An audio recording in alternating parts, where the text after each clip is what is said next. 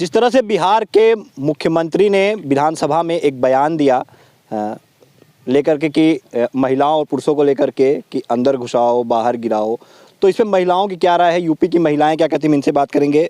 जी क्या नाम है आपका? स्त्रीतिमा, मैं अम्बेडकर नगर से हूँ। अम्बेडकर नगर से आप हैं। जिस तरह से बिहार में आप देख रही हैं कि विधानसभा में इस तरह की बयानबाजी कर दी गई, तो बिहार में लगातार, चाहे बिहार की बात करें, उत्तर प्रदेश में भी महिलाएं जो अपना रिएक्शन दे रही हैं, आपको क्या लगता है कि उनके बयानबाजी कैसे समझती हैं? देखिए, सबसे पहले मैं आपके चैनल को स्वागत करती हूँ और अपने देशवासियों से मैं प्रणाम करती हूँ।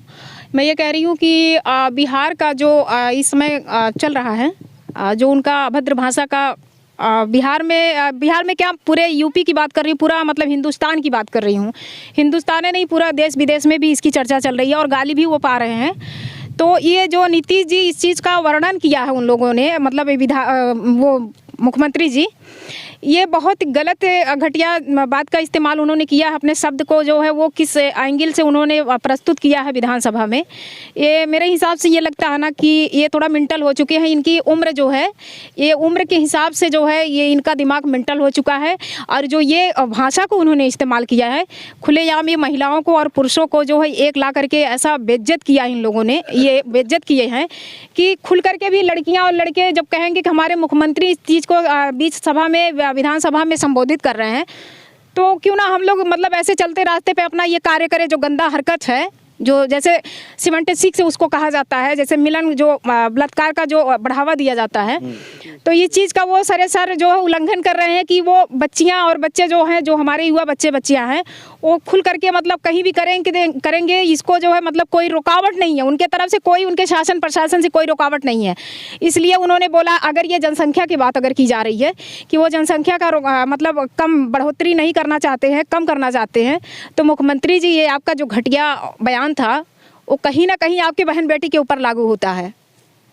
ये जो आपने अपने भाषा का इस्तेमाल किया है, ये आपके बहन बेटी के ऊपर इस्तेमाल होता है और ये आपके बहन बेटी के ऊपर भी ये सवाल उठते हैं।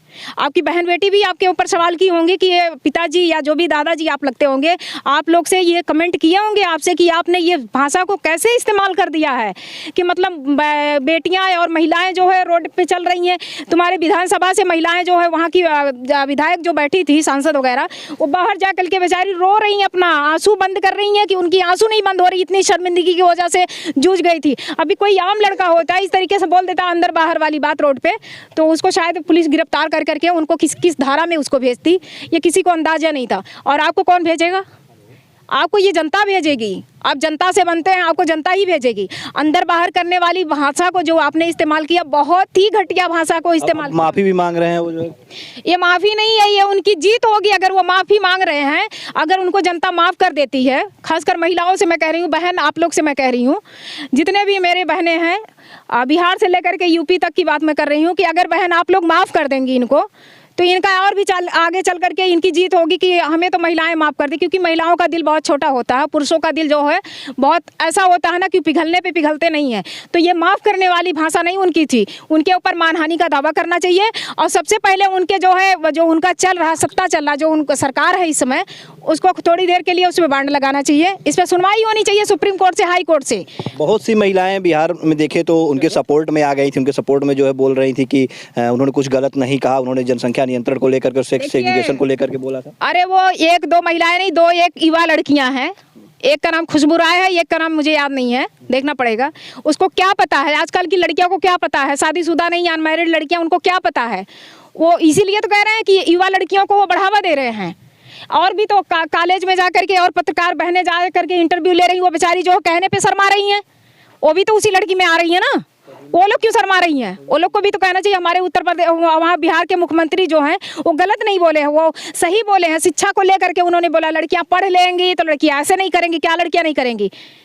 क्या पढ़ी लिखी लड़कियां जो बच्चा नहीं पैदा करेंगी? अनपढ़ लड़कियां बच्चा नहीं पैदा कर रही हैं? मतलब आप इस तरीके से संबोधित कर रहे हैं कि बाहर जाएगा तो बच्चे नहीं आएंगे, अंदर जाएगा तो बच्चे आएंगे। ये आप भविष्यवाणी लेकर के बैठे हैं, भविष्यवाणी लेकर के बैठे। ये आपको बेइज्जत करने का तरीका था महिलाओं को। अगर आप आ जाते ना, जो आपका सर का बाल था ना, छोल करके आपके मुंह में डाल दिया जाता है, याद कर लीजिए। अगर आप बिहार की होती या फिर वो आपके मुख्यमंत्री होते, आपके प्रदेश के होते, तो क्या रिएक्शन होता आपका, क्या करती आप उनके साथ?